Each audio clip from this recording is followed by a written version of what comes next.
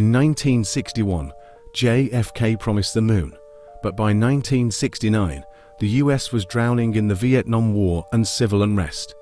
NASA was behind the Soviets in every milestone. The pressure to win the space race was total.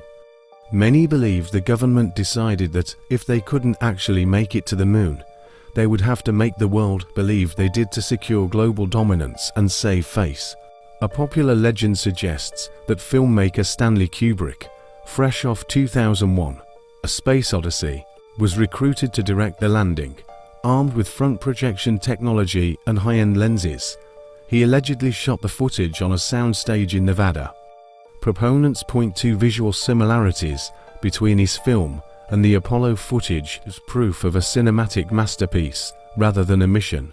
The Earth is surrounded by the Van Allen radiation belts. Skeptics argue that the Apollo craft lacked the heavy lead shielding had to protect astronauts from lethal radiation. If the technology to safely pass through these belts didn't exist in 1969, and some say we still struggle with it today, then the journey to the lunar surface was a biological impossibility. One of the most cited proofs is the American flag.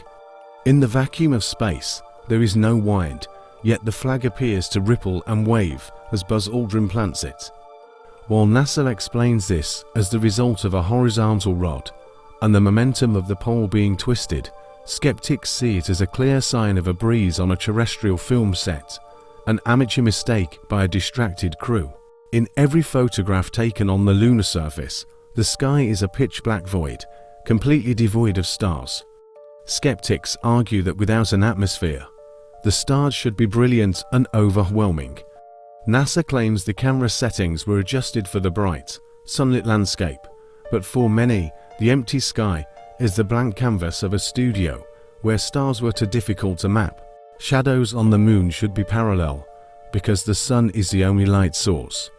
However, in Apollo photos, shadows often diverge or intersect, suggesting multiple artificial light sources, like those used in a film studio.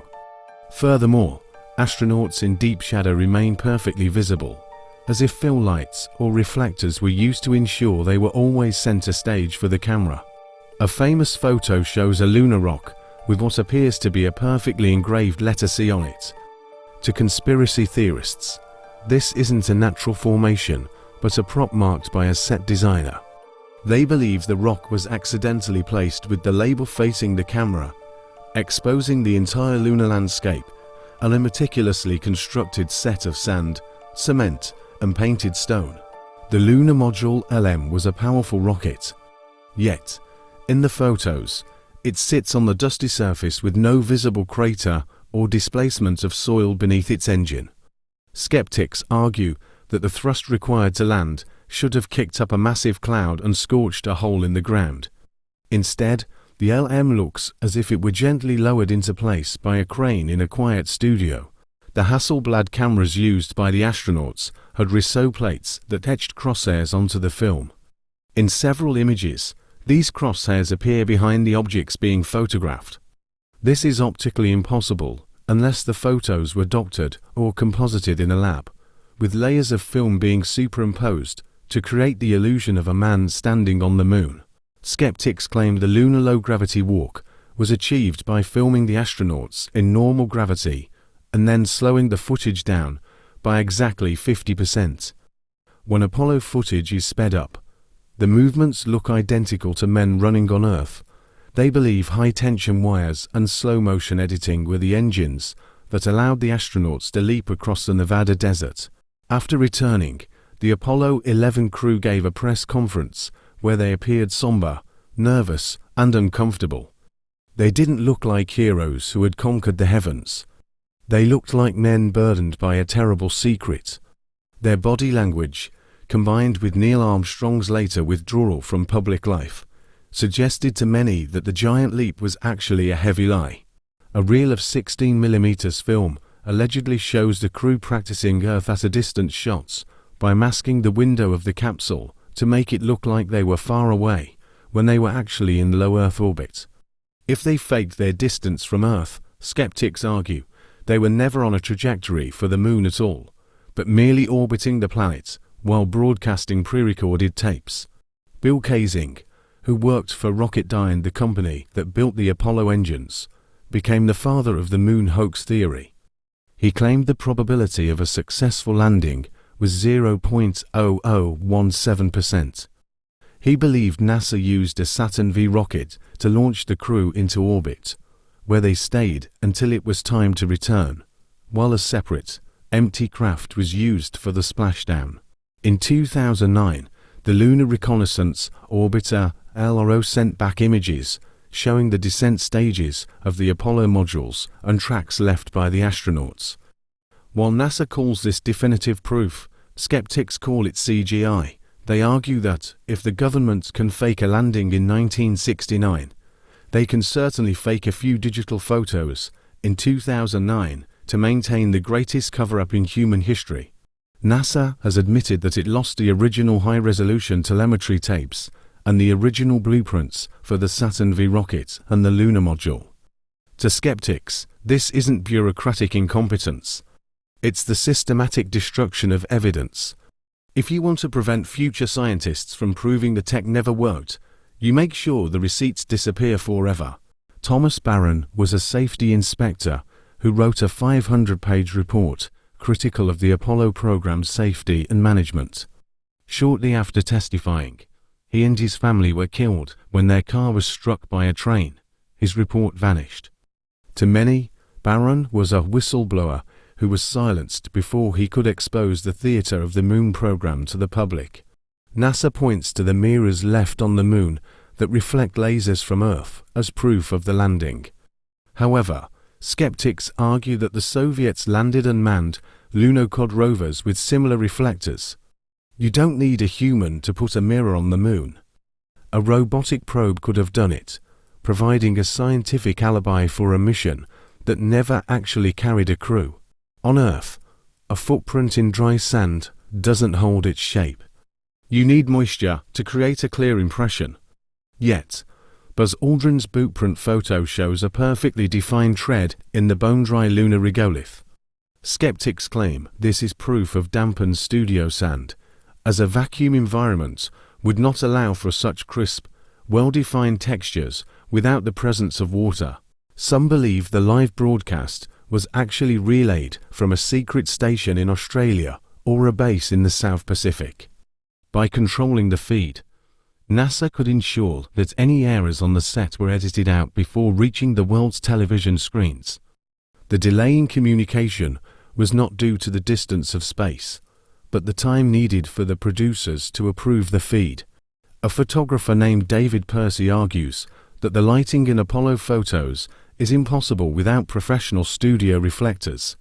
He points to hotspots on the astronauts' suits that suggest large lamps were just out of frame. He believes the lighting was designed to look extraterrestrial to a public that had never seen space, playing on their lack of scientific intuition.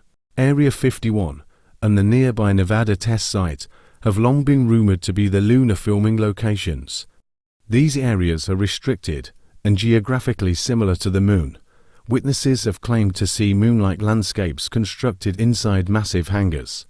If you wanted to film a secret movie, there is no place on Earth more secure than the heart of the Nevada desert. Why didn't the Soviets expose the hoax? Skeptics suggest a global pact. Perhaps the US offered the Soviets grain deals, economic concessions, or their own space secrets to keep them quiet. In the world of high-stakes geopolitics, a shared lie can be more valuable than a bitter truth, and the Soviets may have had their own skeletons they didn't want the Americans to expose. Stanley Kubrick's film 2001 was released just 1 year before Apollo 11. The front projection technique he used allowed for high-detail backgrounds to be placed behind actors. Theorists believe the Apollo mountains in the distance were actually projected screens. The masterpiece was so convincing because it used the most cutting-edge cinematic technology of its time. When a jet engine fires, it produces heat and pressure. The LM engine should have melted the surface, or at least changed its color. Yet, the ground under the LM has the same color and texture as the ground 10 feet away. This lack of physical interaction is a hallmark of a prop being placed onto a pre-made floor, rather than a 10,000-pound craft landing under its own power. If the astronauts went through the belts, why didn't they develop cancer or radiation sickness later in life? They remained remarkably healthy. Skeptics argue that the dosage they would have received in a thin-skinned aluminum craft would have been catastrophic. Their longevity is, to some, the ultimate proof that they never left the protective bubble of the Earth's atmosphere. Neil Armstrong's famous line was originally "one small step for a man." The fact that the A was missing in the broadcast was blamed on static. However, theorists believe it was a scripted error or a slip-up by a nervous actor. The focus on the purity of the audio was a way to distract from the visual inconsistencies that were appearing in the grain of the television feed. In later missions, the lunar rover was shown kicking up rooster tails of dust. Skeptics argue the dust falls back to the ground too quickly, as if influenced by Earth's gravity and air resistance. They believe the moon car scenes were shot in a vacuum chamber on Earth, but the size of the chamber was too small to fully mimic the 1/6 gravity of the lunar surface. Gus Grissom, a vocal critic of the Apollo 1 program, died in a cockpit fire during a ground test. His widow claimed he was murdered because he wouldn't play along with the faking of the mission. Grissom had famously hung a lemon on the capsule to show his disgust with the technology. His death served as a grim warning to the other astronauts. Follow the script, or you won't survive. The moon landing remains the most successful event in human history. If it was a hoax, it required the cooperation of thousands. But the man on the moon was a psychological necessity for a nation in crisis. Whether we actually went or just went in our minds, the image of the blue marble from the lunar horizon changed humanity forever, regardless of where the camera was. NASA continues to release proof, and skeptics continue to find flaws. The moon landing is the ultimate Rorschach test. For some, it is the peak of human achievement. For others, it is the peak of government deception. Until a private, independent company lands a camera on the sea of tranquility, the giant leap will remain suspended in the vacuum of doubt and history.